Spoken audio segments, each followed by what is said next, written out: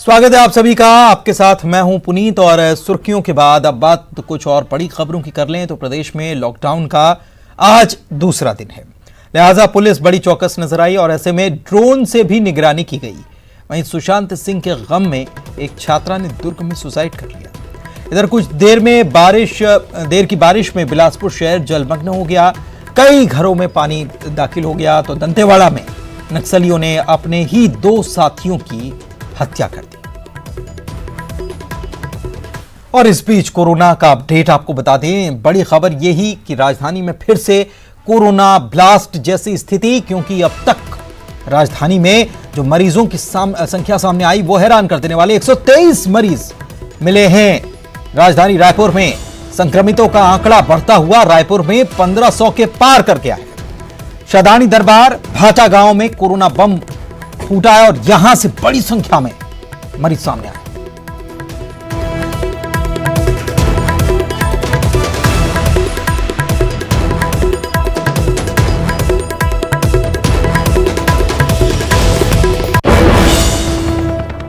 और चलिए आगे बढ़ते हैं, बात करते हैं छत्तीसगढ़ के कोरोना की स्थिति की। तो पीड़ितों की संख्या पूरे छत्तीसगढ़ में 6000 को पार कर गई है। कुल पीड़ितों में से 25% केवल राजधानी से हैं, यानी कि 1500 पीड़ित राजधानी में अब तक सामने आ चुके हैं। रायपुर से अब तक सबसे ज्यादा 123 मरीज मिले हैं। तो आज 123 मरीजों की रिपोर्ट पॉजिटिव आई और कुल अगर रायपुर की बात कर ली जाए तो 1500 मरीज हो चुके हैं। छत्तीसगढ़ में 6000 और 25% मरीज केवल राजधानी में। और कवर्धा से भी आपको खबर बताएं कि जिले में एक बार फिर से यहां भी कोरोना बम फूटा है और एक साथ 33 मरीज यहां पर पॉजिटिव पाए गए हैं, जिनमें 29 पुरुष 4 महिलाएं शामिल हैं। कोरोना पॉजिटिव सैलून संचालक के संपर्क में ये लोग आए थे और ये पॉजिटिव हो गए। बड़ी खबर आपको बता रहे हैं, मरीजों में 29 पुरुष और 4 महिलाएं शामिल हैं। कोरोना पॉजिटिव सैलून संचालक के संपर्क में ये लोग आए थे। कवर्धा से ये बड़ी खबर आपको बता।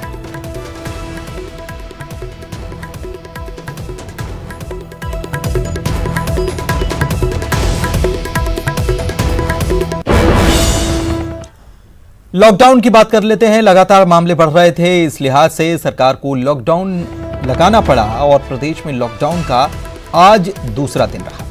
राजधानी रायपुर में चप्पे चप्पे पर पुलिस तैनात रही।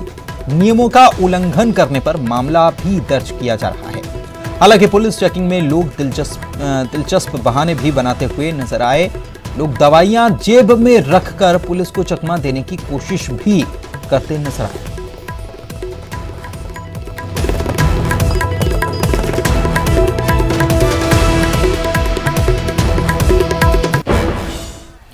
अपडेट जांजगीर चांपा का भी आपको दे देते हैं। इस वक्त की बड़ी खबर, जिले के नगरीय निकाय क्षेत्रों में कल से लॉकडाउन होगा और 15 नगरीय निकायों में कल से 7 दिनों के लिए लॉकडाउन किया जाएगा। यह बड़ी खबर जांजगीर चांपा से। यहां के नगरीय निकाय इलाके जो हैं, यहां पर लॉकडाउन है। 15 नगरीय निकायों में कल से 7 दिनों के लिए लॉकडाउन होगा।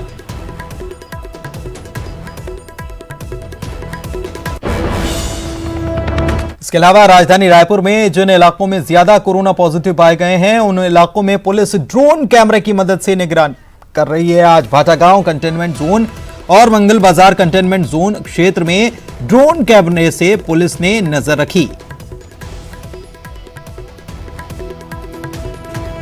तो देखिए, ये ड्रोन से इस प्रकार से नजर रखी जा रही है। एक तस्वीर में आप देख सकते हैं, ड्रोन उड़ाया गया और उससे उस इलाके में नजर रखी गई ताकि जो लॉकडाउन चल रहा है उसका लोग पालन कर रहे हैं कि नहीं कर रहे हैं। कहीं कोई बाहर निकल रहा है तो उस पर सख्त कार्रवाई के लिए भी पुलिस तैयार है और ये इसीलिए ड्रोन से नजर रखी जा रही है हर जगह, चप्पे चप्पे की निगरानी।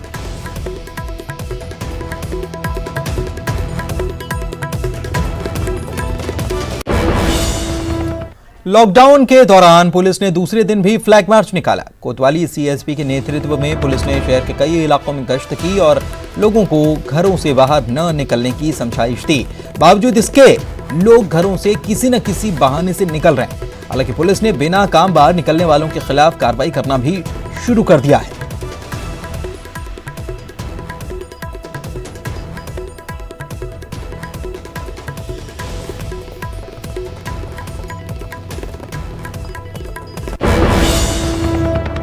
कोरोना के मरीजों में लगातार इजाफा हो रहा है। तोंगपाल में एक मैकेनिक के कोरोना पॉजिटिव मिलने के बाद तोंगपाल में हड़कंप मच गया। इधर कलेक्टर ने सभी सीमाओं को सील करने का आदेश दे दिया है। हालांकि सुकमा जिला लॉकडाउन तो नहीं, लेकिन कलेक्टर ने सभी प्रदेशों से लगने वाली सीमा को सील करने का आदेश दे दिया है। वहीं सुकमा जिले में मरीजों की संख्या बढ़कर 68 पहुंच गई, जिनमें लगभग सीआरपीएफ के जवान हैं जो अवकाश से वापस लौट रहे हैं। जिले में भी इतनी स्थिति खराब नहीं है और एक दो केस जो आ रहे हैं वो ज़्यादातर सीआरपीएफ कैंप से आ रहे हैं और कुछ जो है सिविलियन के बीच का कल एक केस जो आया ये दूसरा केस है। यहाँ पे सभी तरह के एहतियात बरते जा रहे हैं और भविष्य में भी हम ऐसी सावधानियाँ लेते रहेंगे। ये ज़रूर है कि हमारे पड़ोसी ज़िले जो अन्य राज्य के हैं जैसे तेलंगाना है, भद्राचलम है, ये सब ज़िले काफ़ी प्रभावित हो चुके हैं और वहाँ से भी हमारे ज़िले के लोगों का आना जाना लगा रहता है। तो अभी इस पर विचार किया जा रहा है कि क्या आने जाने पे उसकी पाबंदी लगा दी जाए कि ताकि सुकमा जिला जो है उनके प्रभाव से विमुक्त रहे। और राघवेंद्र हमारे सहयोगी हमारे साथ इस खबर पर अब लाइव जुड़े हुए हैं, उनके पास चलते हैं। राघवेंद्र, हम देख रहे हैं कि दूसरा दिन है और कई जगहों पर अभी भी लॉकडाउन इम्पोज किया जा रहा है। जांजगीर चांपा से हमने खबर बताई कि वहां पर लॉकडाउन लगाया जाएगा 7 दिनों का। इसके अलावा लॉकडाउन की अगर बात की जाए तो आज का दिन क्या कुछ रहा, कैसा रहा, क्योंकि आज ड्रोन से भी निगरानी की गई। देखिए, जिस तरीके से कोरोना पॉजिटिव मरीजों की संख्या लगातार बढ़ रही है, यही वजह है कि न केवल राजधानी बल्कि प्रदेश के अन्य कई जिलों में जो है लॉकडाउन लगाया गया है और इस लॉकडाउन का परिणाम कुछ दिनों में पता चलेगा कि वास्तव में मरीजों की संख्या घटती है या फिर जो मरीजों की संख्या बढ़ने का सिलसिला है वो जारी रहता है। क्योंकि जिस तरीके से राजधानी रायपुर की ही बात कर ली जाए तो 1500 से अधिक मरीज हो चुके हैं, जो कि कुल मरीजों के आंकड़ा का 25% है। तो समझा जा सकता है कि राजधानी में स्थिति विस्फोटक है और इस विस्फोटक स्थिति को रोकने के लिए ही लॉकडाउन लगाया गया है। न केवल रायपुर नगर निगम क्षेत्र बल्कि बिलगांव नगर निगम क्षेत्र में भी जितने इलाके आते हैं उन सभी को कंटेनमेंट जोन घोषित कर दिया गया है। और जहां से ज़्यादा मरीज निकल कर आए हैं, भाटा गांव इलाके में बड़ी संख्या में मरीज निकले हैं। इसके अलावा मंगल बाजार इलाके में बहुत ज़्यादा मरीज निकल कर आए हैं। तो इन इलाकों में ड्रोन कैमरों से भी नज़र रखी जा रही है कि जो लोग नियम का पालन सही तरीके से कर रहे हैं कि नहीं। बहुत सारे लोग ऐसे हैं जो कि किसी न किसी बहाने से घरों से बाहर निकलते रहते हैं या फिर घर के बाहर जो है मजमा लगा के बैठे रहते हैं। तो ऐसे लोगों को रोकने के लिए ही ड्रोन कैमरों की मदद ली गई है और करीब 10 ड्रोन कैमरे इन इलाकों में जो है लगाए गए थे जहां से नज़र रखी जा रही थी। खुद अधिकारी मॉनिटर कर रहे थे, फिर भी बहुत सारे लोग सड़कों पर निकलते हुए दिखाई दिए हैं जिनके खिलाफ कार्रवाई भी की गई है। कई लोग 3 सवारी दिखाई दिए हैं, तो कई लोग दवाई खरीदने के बहाने ऑटो में जाते हुए दिखे हैं। इन सभी लोगों को रोक कर जो है कार्रवाई की जा रही है। बड़ी संख्या में धारा 188 के तहत, जो कि इस तरीके से महामारी अधिनियम का उल्लंघन करने वालों के खिलाफ में कार्रवाई पुलिस कर रही है। लगातार इस कार्रवाई का असर देखने को मिलेगा कि लोग सड़कों पर कम से कम निकलें और लोगों को भी अपने से जागरूक होने की ज़रूरत है और ये कोशिश करें लोग कि बिना काम के सड़कों पर ना निकलें। जी, अवधेश भी हमारे सहयोगी हमारे साथ इसी खबर पर जुड़े हुए हैं। अवधेश, एक तरफ लॉकडाउन लगा हुआ है, राघवेंद्र जानकारी दे रहे थे, दूसरा दिन था और चप्पे चप्पे पर नजर रखी जा रही है, ड्रोन से नजर रखी जा रही है, लेकिन दूसरी तरफ जो खबर आज सामने आई वो एक बार फिर से चौंकाने वाली, चिंता में डालने वाली कह सकते हैं कि 123 मरीज फिर से राजधानी रायपुर में पॉजिटिव आए। 6000 कुल हो चुके हैं और इनमें 1500 केवल रायपुर में है। स्थिति गंभीर है। बिल्कुल, निश्चित तौर पे देखिए स्थिति गंभीर इसलिए भी है क्योंकि बीते 5 दिनों के आंकड़ों को अगर देखा जाए तो बीते 5 दिनों में 1000 नए मरीज छत्तीसगढ़ में सामने आए हैं, जिनमें से 300 से ज्यादा केवल रायपुर में मरीज सामने आए हैं। ये जो स्थिति है निश्चित तौर पे विस्फोटक है, क्योंकि जिस तेजी से नए नए मरीजों का सामने आने का क्रम लगातार जारी है और अलग अलग क्षेत्रों का, ऐसा नहीं है पुनीत की कोई एक क्षेत्र में ही लगातार मरीजों का सामने आ रहे हो। अलग अलग क्षेत्रों में आज हम देखें कि पहले भाटा गांव में लगातार मरीज सामने आए, एक मरीज से करीब 60 लोग प्रभावित हुए, वो पॉजिटिव हो गए। अब स्थिति यह हो गई कि भाटा गांव में चेक करना बंद कर दिया गया है। भाटा गांव में आज केवल 5 लोगों की ट्रेस प्रोसेसिंग की गई थी। उसके अलावा अन्य लोगों की जांच करने के बाद उनकी रिपोर्ट जब आएगी तब रिपोर्ट कंपाइल होगा। आज हमने देखा कि सद्दानी दरबार के आसपास में तकरीबन 30 से अधिक लोग पॉजिटिव आ गए।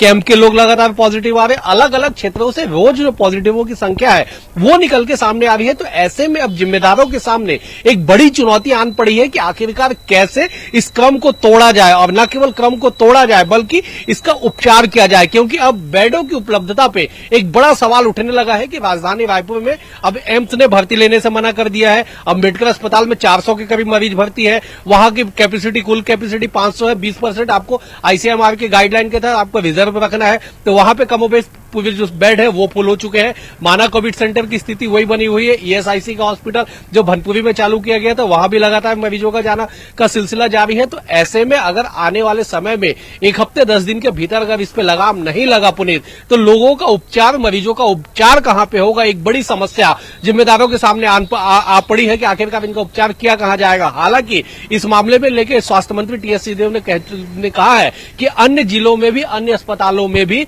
उन्हें भेजा जाएगा, वहां पे उपचार किया जाएगा। और निजी अस्पतालों के साथ उन्हें यह कहा जा रहा है कि एक वार्ड और कोविड डेडिकेटेड वार्ड का निर्माण अपने अस्पतालों में करें। लेकिन अवधेश, आपको बीच में रोक रहा हूं। अवधेश, एक जानकारी और हम जानना चाह रहे हैं कि क्या पर्याप्त मात्रा, पर्याप्त संख्या में लोगों के टेस्ट हो रहे हैं?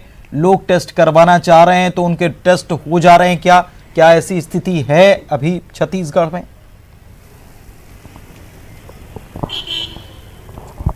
देखिए, 4 माह के बाद आज छत्तीसगढ़ में 4 से 5 हजार टेस्ट एक दिन में अब हम पहुंच चुके हैं कि एक दिन में 4 से 5 हजार लोगों की जांच हो रही है। बीते कुछ दिनों में लगातार स्वास्थ्य विभाग से लेके मुख्यमंत्री निवास में जब बैठक हुई तो इस बात का जिक्र किया गया कि टेस्ट के दर को बढ़ा के हमको 12,000, 10,000 के पार लेके जाना है। लेकिन वो धरातल पे कैसे संभव होगा ये आने वाला वक्त ही तय करेगा। लेकिन कुल मिला के समझा जा सकता है कि जितने तेजी से छत्तीसगढ़ में लोग आए, और लॉकडाउन के समय जो आंकड़े बताते हैं कि 7 लाख के करीब छत्तीसगढ़ में लोग आए, और अभी भी जो जांच का दर है वो लगभग 2.5 लाख के आसपास में है। तो ऐसे में जांच एक बड़ी समस्या बन पड़ी है, और ऐसे में सभी लोगों का जांच करना एक बड़ी चुनौती जिम्मेदारों के सामने फिलहाल नजर आती है। शुक्रिया अवधेश आपका इस जानकारी के लिए। राघवेंद्र, आपका भी बहुत बहुत शुक्रिया। दोनों जानकारी दे रहे थे कि स्थिति क्या है कोरोना की और लॉकडाउन की स्थिति क्या है। रायपुर से बड़ी खबर आपको बता दें, मुख्यमंत्री ने समीक्षा बैठक ली है। गोधन न्याय योजना जिसकी लॉन्चिंग की गई थी, इसकी समीक्षा मुख्यमंत्री ने की है और बैठक में अधिकारियों को निर्देश भी दिए गए हैं। गोबर विक्रेताओं को 15 दिनों में भुगतान किया जाए, इसके निर्देश दिए गए। 5 अगस्त तक गोबर विक्रेताओं को पैसा मिलेगा, बैंक खाते में सीधे ये रकम ट्रांसफर की जाएगी।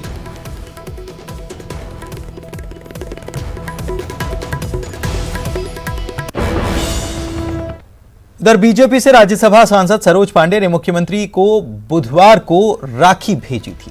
अपने बड़े भाई उन्हें मानते हुए उन्होंने भूपेश बघेल को राखी भेजी और इसके साथ ही एक उपहार भी मांगा।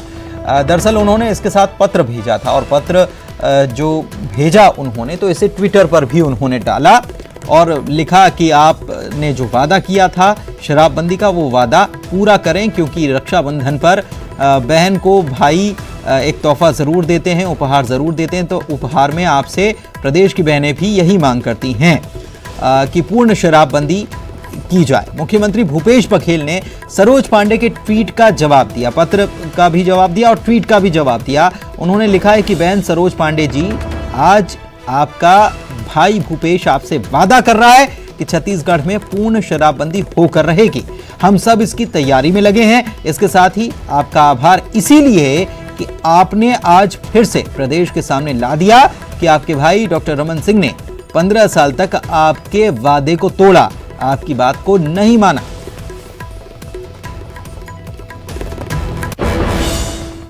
और इतना ही नहीं, इसके बाद सीएम ने सरोज पांडे को उपहार भी भेजा। सीएम ने राखी के उपहार के तौर पर उन्हें साड़ी और नकदी भेजी है।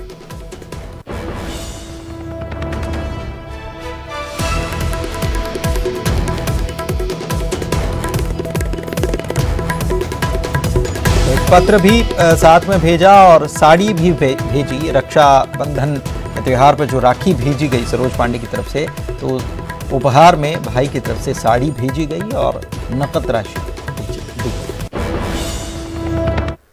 और राज्यसभा सांसद सरोज पांडे की मुख्यमंत्री भूपेश बघेल को राखी भेजने पर कांग्रेस ने कड़ी प्रतिक्रिया दी। पीसीसी अध्यक्ष मोहन मरकाम ने कहा कि सरोज पांडे ने 15 सालों तक डॉक्टर रमन सिंह को राखी भेजकर शराबबंदी का उपहार आखिर क्यों नहीं मांगा था। इस तरह के पवित्र त्योहार पर राजनीति करना निंदनीय है। शैलेश नितिन त्रिवेदी ने भी सरोज पांडे पर हमला बोला।